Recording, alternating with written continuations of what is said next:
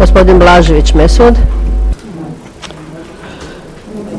Ja sam mislio nešto da kažem u vezi ovih grantova koji su socijalne prirode i zaista je to lijepo. Mi imamo dosta tih grantova koji pomažu taj naš najugroženiji dio populacije stanovništva, ali i tamo su sa najboljom namjerom formirane komisije koje to odrađuju, međutim tu se pravi problem.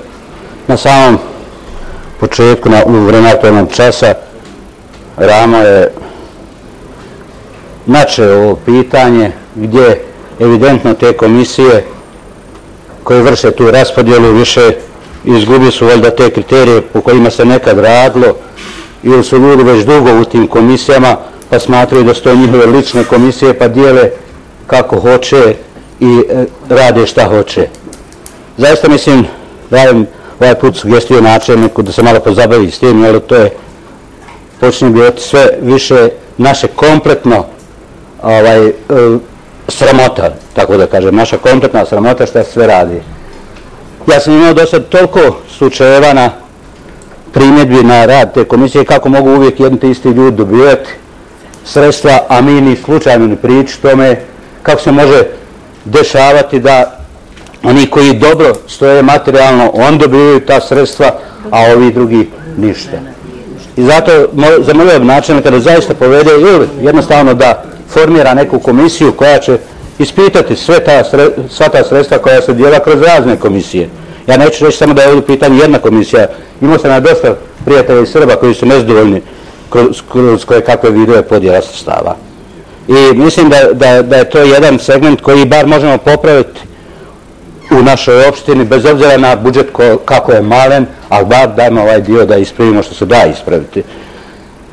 Što se tiče našeg stava, naš stav, kad je u pitanju budžet kompletno, mi i dalje ostajemo pri svom stavu, dok god ne bude, ovo kažem radi javnosti, mada je vama stav moj odavno poznati i našeg saveza stranaka, da smo mi nezadovoljni sa raspodjelom budžeta prema povratnicima i mi ostajemo i dalje dok ne dođe koliko toliko do poboljšanja toga. Mi ćemo nažalost glasati protiv budžeta. Hvala.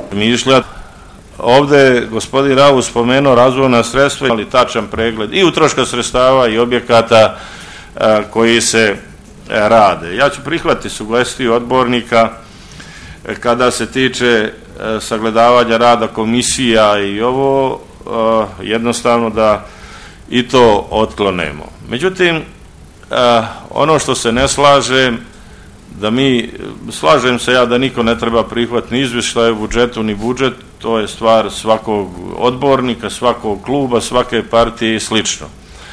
Ali da se ne prihvati zato što povratnici nisu dovoljno tretirani u tom budžetu, s tim se nikako ne slažem. Ne slažem se sa principom. Povratnici su građani Prijedora i Prijedorčani i oni dijele sudbinu ovog ukupnog budžeta u svakoj njegovoj stavci i nema postavljene stavke za neprijedorčane ili ne znam koga drugoga. Ovo je sve za Prijedorčane, za stanovnike Prijedora i oni prave sebi stadion i oni imaju kulturno-umjetničko društvo i oni obnavljaju domove i oni prave ulice, ali kao Prijedorčani. Rekli smo da se nećemo dijeliti na domicilne povratnike, izbjeglice, raseljena lica, nego da smo svi Prijedorčani opredjeljeni da živimo na ovom prostoru i zajednički gradimo budućnost svoju i svoje djece. I zato meni taj razlog, zato što povratnici nisu dovoljno zastupljeni, da se osnovano i nema prekoračenja, ali da mi u ovom vremenu razmišljamo o ovome kuda dalje. Hvala vam lijepo. Hvala gospodine načelniče. Replika gospodin Blažević.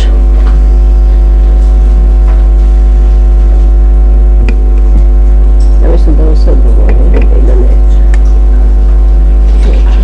Ja sam ustao samo da kažem u vezi tih famoznih povratnika. Kategorija povratnika, ona postoji u Bosni i Hercegovini poznata je. I mi svi koji smo se vraćali u našu opštinu, morao sam proći proceduru i zna se ko su ti ljudi. Trošenje budžeta. Svi znamo da najveća sredstva idu na lične dohotke za zaposlenike u administrativnoj službi i javnim ustanovama i preduzećima. Najveći dio budžeta se tu troši. Zatim, na infrastrukturu, najveći dio sredstva se tu troši.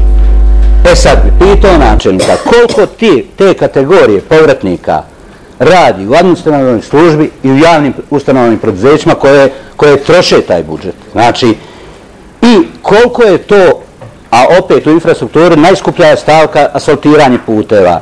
Koliko je to puta negdje asfaltirano, a da nisu povratnici ličnim učešćem radili i odradili taj dio. I koliko onda kompletno povratnici participiraju u raspodjelu budžeta. I zato kažem, ja želim da se samo to popravi. Kad se popravi, tako ćemo slatko i rado dati zeleno svjetlo budžetu. A sve dotle, to su objektivni razlozi, može pričati kogod što hoće, samo pogledajte koliko povratnika ima uposlenih, a tu su najveća sredstva gdje se troši budžet i koliko je samo puteva asfaltirano gdje su Bošnjaci svojim ličnim učešćem. I mislim da sam dovoljno jasan. Hvala. Hvala gospodine Blažević. Načelnik opštine, replika. Odgovor. Treba se držati činjenica. Samo prošle godine vi znate da su asfaltirani putevi u Lišićima, u Čarakovu, u Pišćanima, u Raškovcu i da ne nabrajam dalje, ali nije to suština. Ja bi, ajmo donijeti odluku na skupštini da položaj povratnika u Prijedoru bude jednak položaju Srba povratnika u Sanski most. Ako je ovdje bolji položaj povratnika, smanjit ćemo ga na nivo Sanskog mosta. A ako je ovdje bolji položaj povratnika, onda bi Sanski most trebao povećati, ili ako smo mi ovdje povratnici u slabijem položaju, da donesemo poseban program mjera da povratnici idu iznad povratnika Sanskog mosta. Znači ništa drugo ne tražim i evo, ako ti hoćeš komisiju, formirajte i bit ćeš na čelu da govorimo o znači statusu povratnika u Prijedoru i Sanskom mostu i da ih potpunosti izjednačimo. Evo, niti ulazim u to kako je u Sanskom mostu, ni kako je u Prijedoru, nego samo da izjednačimo, da jedna rečenicu naša odluka ima da povratnici u Sanskom mostu i Prijedoru moraju biti u svim oblastima u jednakom položaju. I ja prihvatam da to odradimo i da to bude uz ovo što sam rekao naš razvoj, da to bude naš prioritet.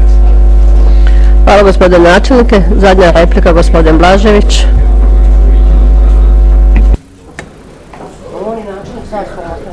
Zaista bili presretan da ovo se realizuje i želim to da ide tako i to je jedini put. Ako mi budemo pričali, ovi ne rade tamo, mi vama ne damo, pa oni isto tamo, ovi ne damo, pa to i jest put. Ja se borim za takav put. Ja moram iznositi ovdje što ne valja, neko oni iznose tamo što ne valja, pa ćemo skupo se naći i kamo sreće da tako počnemo raditi. Ja sam za i odmah stavite mene na čelo te komisije, iću rado, reći onima u Sanskom mostu šta rade. Hvala. Rado ću ići to. Hvala gospodine Blaževiću.